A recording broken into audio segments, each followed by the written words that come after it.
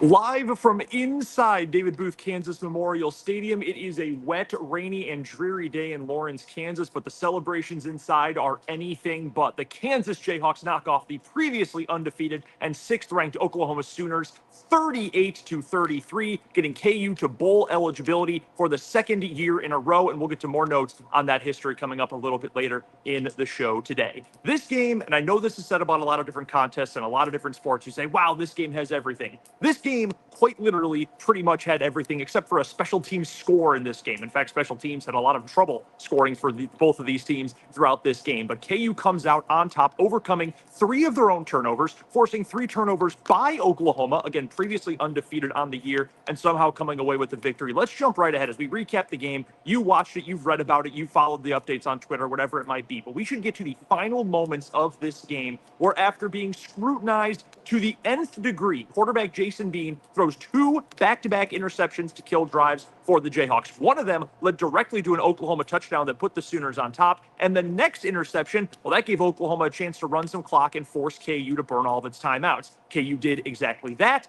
OU only moved the ball 3 total yards, though, ends up punting. That gives KU one final chance. And Jason Bean, after the interceptions, after the mistakes, which included sliding down inside the 1-yard line instead of diving in for a touchdown at one point in the second half, he came up big for this KU team, as he has multiple times, if off and on over the course of his career.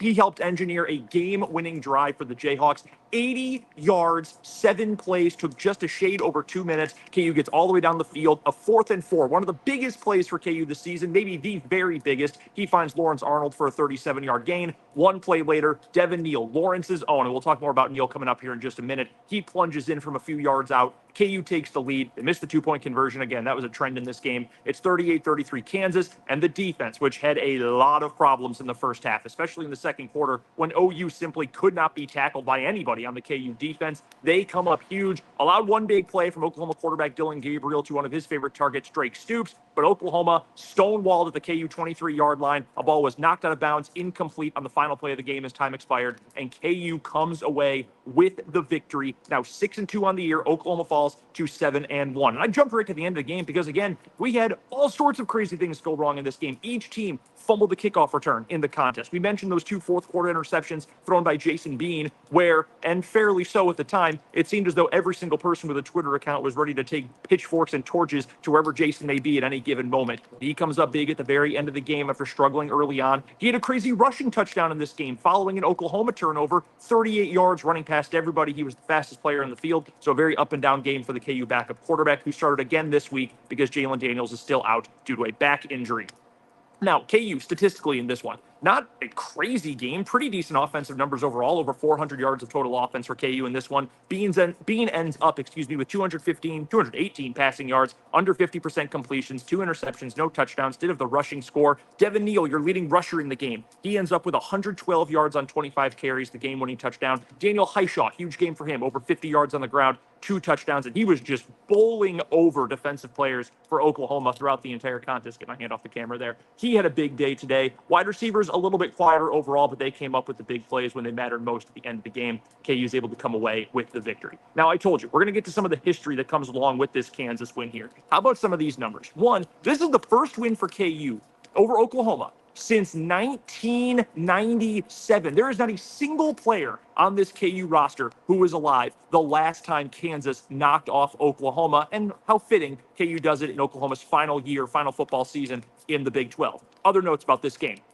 It is KU's first win over a top 10 team since 2007. It's KU's first win over a top 25 team, or just second win, I should say, over a top 25 team since 2010. This is also, with bowl eligibility earned today, just the second time in Kansas program history that KU is bowl eligible in back-to-back seasons. You can probably guess the other time that happened, 2007 and 2008, with a couple of bowl game wins there. Obviously, the Orange Bowl and the Insight Bowl the year after that in the latter years of Mark Mangino's tenure in Lawrence. You cannot stop and not underestimate how big of a deal this is for Kansas football to pick up this win today. In fact, Lance Leipold, who is always very measured, if you've ever heard Lance Leipold do an interview, a press conference, anything like that, he is always very measured. He is always very, let's calm down, let's settle down, let's look to the future, let's look what we can build on. Even he said, hey, I am not in the mood today to downplay this win. this is how big it is. He said that this is up there with any win that he's had at Kansas. And let's be frank, even though it's only been 3 years, to hear that kind of praise for a performance and a game from Lance Leipold, that's a pretty big deal for this Kansas team.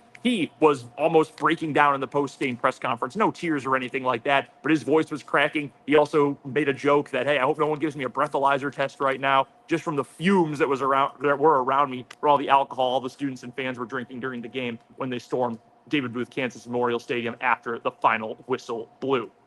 For KU overall as well, to pick up this win following a bye week, getting a chance to rest up, to get extra prepared for this OU game, but coming back from a loss to Oklahoma State 2 weeks back, a game that frankly they should have won and gave away at the very end, again due to turnover issues from Jason Bean. He put up way better numbers in that Oklahoma State game than he did in this game, but his resilience came up huge. It was pointed out by Leipold over the course of his post-game comments, saying that, look, he battled.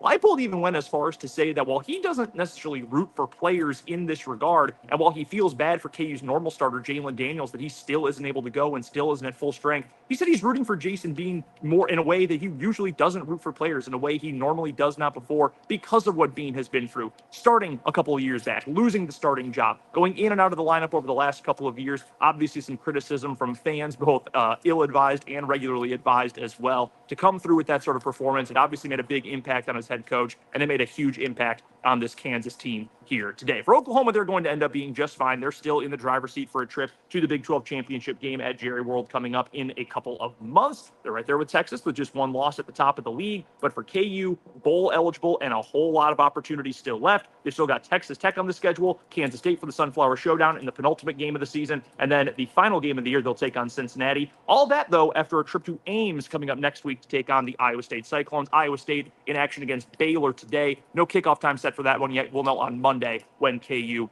and Iowa State will play next Saturday. But it's time to wrap things up again from a rainy and cold David Booth Kansas Memorial Stadium. You can see the effects of the rain. My hair's all over the place today. The Kansas Jayhawks knock off the 6th-ranked and previously undefeated Oklahoma Sooners 38-33. Again, for KU's first win over Oklahoma since all the way back in 1997.